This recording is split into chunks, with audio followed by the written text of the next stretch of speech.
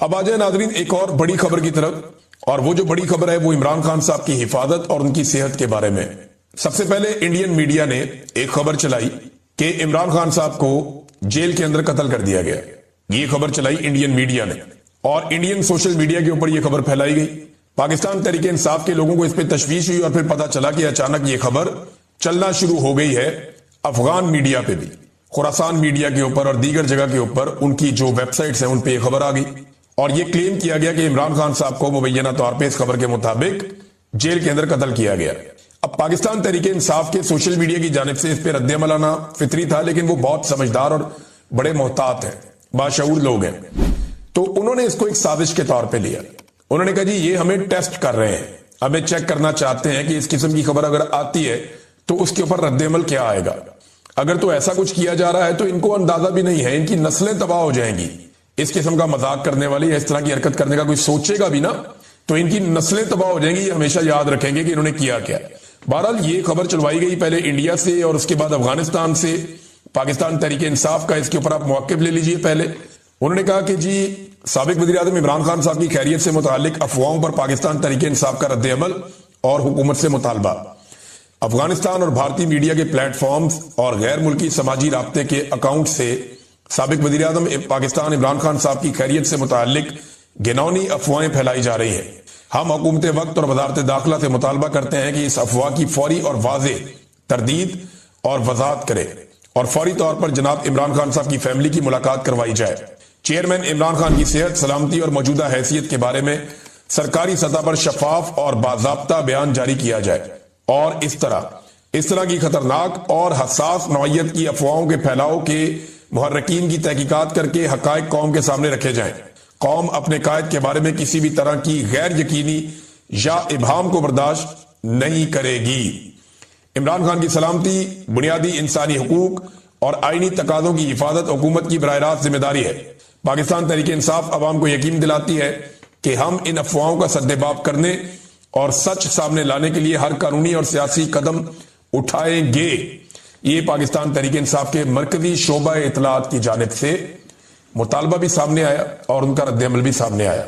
अब अडियाला जेल हुकाम को फिर हुक्म दिया गया हुकूमत की जानिब से कि अफवाह बहुत फैल गई है और पाकिस्तान तहरीक इंसाफ उस पर बिलीव नहीं कर रही, जो वो चाहते थे वो नहीं हुआ। देखे ना, एक दिन पहले अफवाह फैलाई गई कि पाकिस्तान तहरीक इंसाफ के वर्कर्स ने अडियाला जेल के ऊपर हमला कर दिया, चढ़ाई कर दी, जबकि वहां मौजूद सहाफियों ने कहा कि ऐसा कुछ नहीं हुआ। आज खबर ये चलवाई गई इंडियन और अफगान मीडिया के ऊपर, ये क्या खिचड़ी पका रहे हैं। इमरान खान साहब की बहनों ने तशवीश का इजहार किया। उन्होंने कहा जी हमें सख्त तशवीश है हमारे भाई की सेहत के हवाले से और उसकी सलामती के हवाले से, हमारी इमरान खान साहब से मुलाकात करवाई जाए। अब अडियाला जेल से जो पैगाम आया और उन्होंने जो बात की, उन्होंने कहा जी इमरान खान साहब जेल में मुकम्मल तौर पर सेहतमंद है, अफवाहों में कोई सदाकत नहीं है और उनका मुकम्मल ख्याल रखा जाता है और अडियाला जेल से कहीं और मुंतकिल करने की खबर में भी कोई सदाकत नहीं है। ये जनाब जेल हुकाम ने इसके ऊपर स्टेटमेंट जारी किया। तो एक तो तरदीद आ गई। दूसरा एक चीज और है, ये शाहिद खटक साहब ने बताया। उन्होंने कहा जी इमरान खान साहब ने हमें पहले ये पैगाम दे दिया था कि अगर मुझे अडियाला जेल से जबरदस्ती कहीं मुंतकिल किया जाए या अडियाला जेल से मुझे कहीं मुंतकिल करने की कोशिश की जाए तो पूरे खैबर पख्तूनख्वा को फौरी तौर पर बंद कर दिया जाए। ये इमरान खान साहब का हुक्म था। इसको शाहिद खटक साहब ने बताया कि अगर मुझे शिफ्ट किया जाए तो खैबर पख्तूनख्वा को फौरी तौर पे बंद कर दिया जाए। इमरान खान साहब की जेल और उनके केसेस के हवाले से एक स्टेटमेंट जो है वो सुहेल अफरीदी साहब ने भी जारी किया और ये जो स्टेटमेंट है ये स्पेशली मंगल के दिन के हवाले से है। उन्होंने कहा जी हमारे जितने भी एमपीएस और एमएनएस हैं और सेनेटर्स हैं उनकी हर मंगल को इस्लामाबाद हाई कोर्ट के बाहर हाजिरी यकीनी बनाई जाए। हमारे जितने भी इमरान खान साहब के टिकट पर लोग इलेक्शन लड़े हैं, चाहे वो जीते हैं चाहे वो हारे हैं, उनकी हर मंगल को इस्लामाबाद हाई कोर्ट के बाहर मौजूदगी जरूरी है। जो वहां मौजूद नहीं होगा हम इसको नेम एंड शेम करेंगे। वहां इसलिए एहतजाज जरूरी है कि वो खान साहब के केसेस नहीं लगा रहे। 1 बजे के बाद वहां से अडियाला जेल जाएं और खान साहब की बहनों के साथ बैठें, यानी पहले जाएं अदालत में कि केसेस लगे और उसके बाद इमरान खान साहब की बहनों के साथ अडियाला जेल के बाहर जाएं और वहां उनकी बहनों के साथ बैठें। ऐसा नहीं हो सकता कि इमरान खान जेल में हो और हम उसके नाम पर मुंतकिब होने वाले घरों में आराम से बैठे रहें। सुहेल अफरीदी, तो ये वैसे मुशक्कत ज्यादा करनी नहीं पड़ेगी। एक आधे हफ्ते में आसिम मुनीर साहब का प्रोग्राम मुकम्मल हो जाएगा और फिर इमरान खान साहब की मुलाकातें भी दोबारा शुरू कर दी जाएगी। عمران خان صاحب کے کیسز بھی دوبارہ عدالت میں، جیل کی جو عدالت ہے اس کے اندر چلنا شروع ہو جائیں گے، تو چیزیں واپس نارملائز کر لی جائیں گی. صرف عاصم منیر صاحب اپنے گولز یا اپنے ٹارگٹس جو ہیں ان کو اچیو کر لیں. ان کی تاحیات استثناء، تاحیات مراعات اور تاحیات جو چیزیں ہیں وہ ان کے کنٹرول میں آ جائیں تو اس کے بعد پھر کوئی مسئلہ نہیں ہے. ناظرین، یہاں پہ ایک اور تاحیات کا کیونکہ ذکر چھڑا تو ایک ریٹائر جج صاحب ہیں، جسٹس ریٹائر مشیر عالم صاحب، انہوں نے ایک سٹیٹمنٹ دیا اور ان کا سٹیٹمنٹ جو ہے یہ بڑا مذہبی نوعیت کا سٹیٹمنٹ ہے، لیکن کیونکہ وہ سابق جج ہیں اور انہوں نے بڑی ذمہ داری کے ساتھ سٹیٹمنٹ دیا. انہوں نے کہا میں یہ بات کہنا نہیں چاہتا تھا لیکن اب میں یہ بات کر رہا ہوں کہ تاحیات استثناء شرک کے برابر ہے. ویسے شرک وہ جرم ہے جس کی اللہ معافی نہیں دے گا. تاحیات استثناء شرک کے برابر ہے. یہ ایسا ہے کہ آپ خدا کی برابری کر رہے ہیں کیونکہ اللہ تعالیٰ کی ذات پر سوال نہیں اٹھایا جا سکتا. مجھے کہا گیا ایسی بات سے اجتناب کرنا چاہیے. ہو سکتا ہے ہماری توجہ دلانے سے وہ اپنی اصلاح کر لیں. یہ بات جناب جسٹس ریٹائر مشیر عالم صاحب نے کی کہ شاید ان کے یہ کہنے سے معاملہ ٹھیک ہو جائے، لیکن مجھے معاملات کوئی ٹھیک ہوتے ہوئے دکھائی نہیں دے رہے. اس کی وجہ یہ ہے کہ حکومت ایک کے بعد ایک عجیب و غریب کاروائیاں کر رہی ہے. ناظرین، ایک اور خبر جو ہے وہ توشہ خانہ 2 کیس کے حوالے سے ہے. اس کی سماعت بھی اڈیالہ جیل کے اندر تھی. پچھلے مہینے کی 29 تاریخ کو جو ہے وہ آخری سماعت کی گئی تھی جسے منسوخ کر دیا گیا، اور اب ایک مرتبہ پھر اسی کیس کی سماعت اڈیالہ جیل کے اندر ہونی تھی بشرا بی بی کی اور عمران خان صاحب کی، لیکن اسے منسوخ کر دیا گیا ہے اور اگلی تاریخ اب بعد میں بتائی جائے گی. وکلا کو آگاہ کر دیا جی جیل آنے کی کوئی ضرورت نہیں ہے، کوئی سماعت نہیں ہوگی. تو یہ ناظرین صورتحال ہے.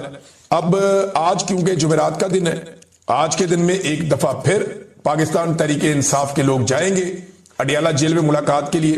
سہیل آفریدی اگر گئے تو یہ 8ویں مرتبہ عدالتی آرڈر لے کر عمران خان صاحب سے ملاقات کرنے جائیں گے، اور اگر ملاقات نہ کروائی گئی تو تواتر کے ساتھ 8 مرتبہ وزیر اعلیٰ خیبر پختونخوا اپنے لیڈر سے ملاقات کے بغیر واپس آئے گا.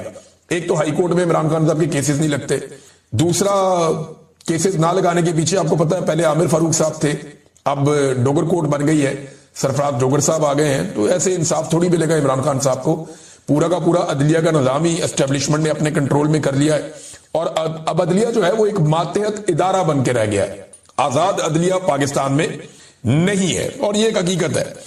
سرکاری اعداد و شمار یا سرکاری رپورٹ کے مطابق 14 لاکھ مزید پاکستانی بے روزگار ہو گئے ہیں پاکستان میں. اس کے بعد پنجاب کی حکومت نے جو کیا وہ آپ کے سامنے ہے. پھر جو پولیس سے گن ڈلوایا گیا وہ بھی آپ کے سامنے، لیکن اس کے باوجود لوگ نکل کے آتے رہے اور تحریک انصاف کے جھنڈے نکال کے لاتے رہے، جبکہ سہیل آفریدی نے خود لوگوں میں کھڑے ہو کر عمران خان کے حق میں نعرے بازی بھی کروائی. سیاست کا تو ستیہ ناش ہوا پنجاب میں، اور یہ ملٹری اسٹیبلشمنٹ کی پھیلائی ہوئی نفرت ہے.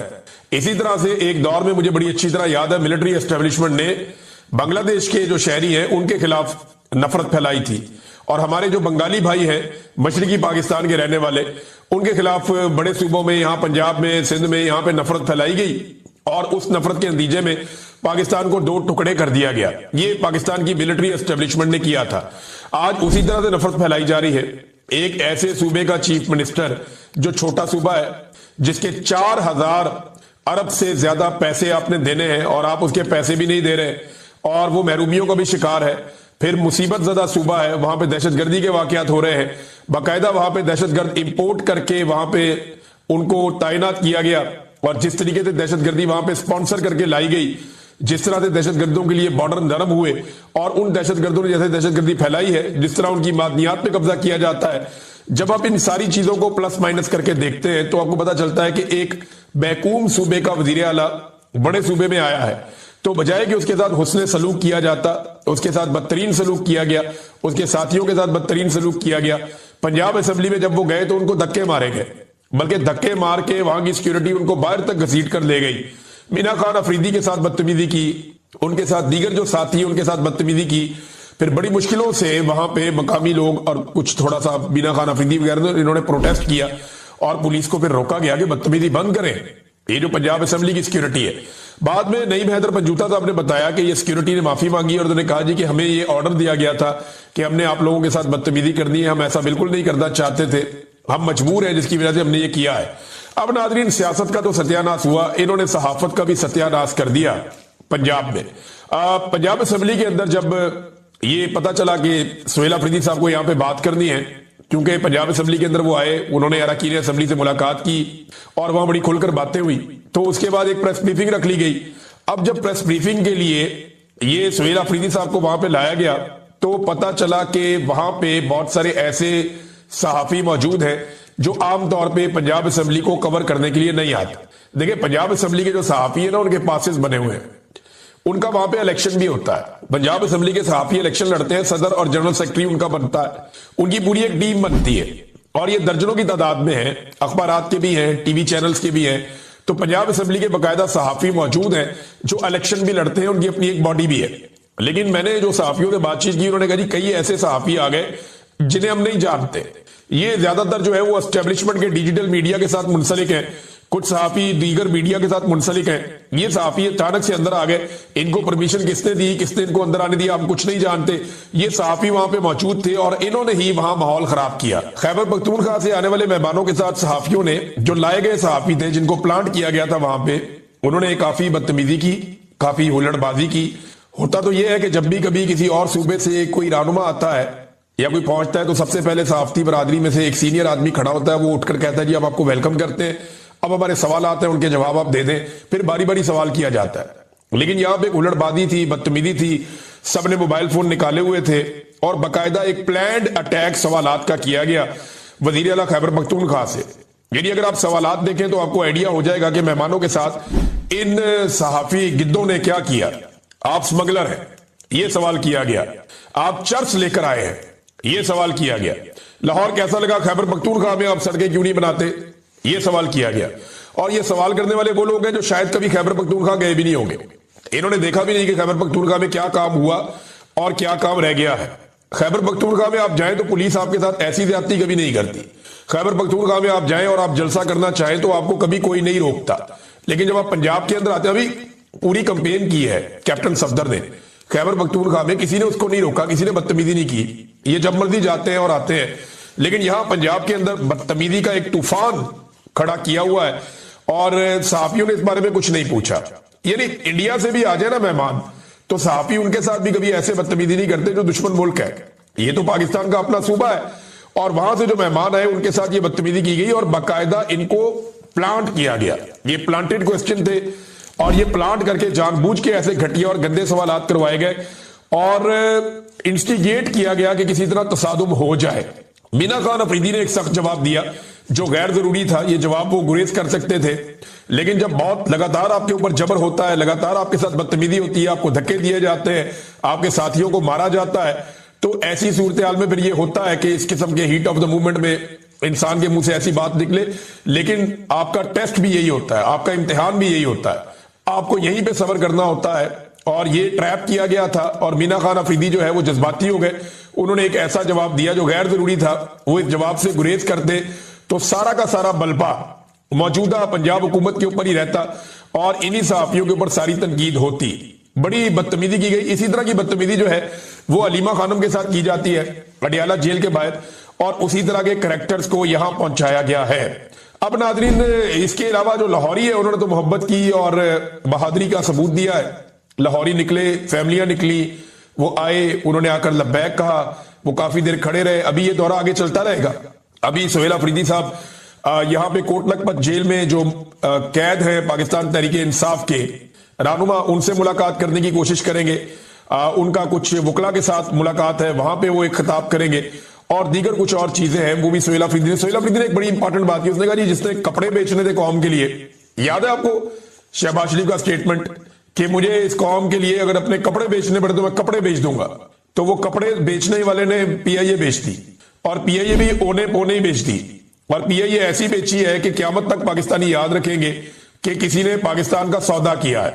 اب ناظرین, پولیس کے حوالے سے یہ ایک اور چیز میں آپ کو بتاتا ہوں. یہ کچھ گردش کر رہا ہے واٹس ایپ گروپس کے اندر. ایک میسج بظاہر دکھائی دیتا ہے جیسے کسی پولیس والے نے اے ایس پی شہر بانو نقوی کا ایک میسج کاپی کر کے پوسٹ کر دیا ہے. بظاہر ایسا دکھائی دیتا ہے. اس میں اوپر 2 تصویریں لگی ہوئی ہیں جہاں پولیس والے ناکے پہ کھڑے ہیں. ناکا ہے 180H کٹ کے اوپر. 180H جو ہے وہ شریف فیملی کا ماڈل ٹاؤن والا علاقہ ہے. اب اس پہ جو شہر بانو نقوی صاحبہ کی جانب سے جو ایک نظر آتا ہے ریپلائی 6:51 پہ شام کو, last time they came from here no flags should be displayed, यानी कोई पीटीआई का झंडा नजर नहीं आना चाहिए।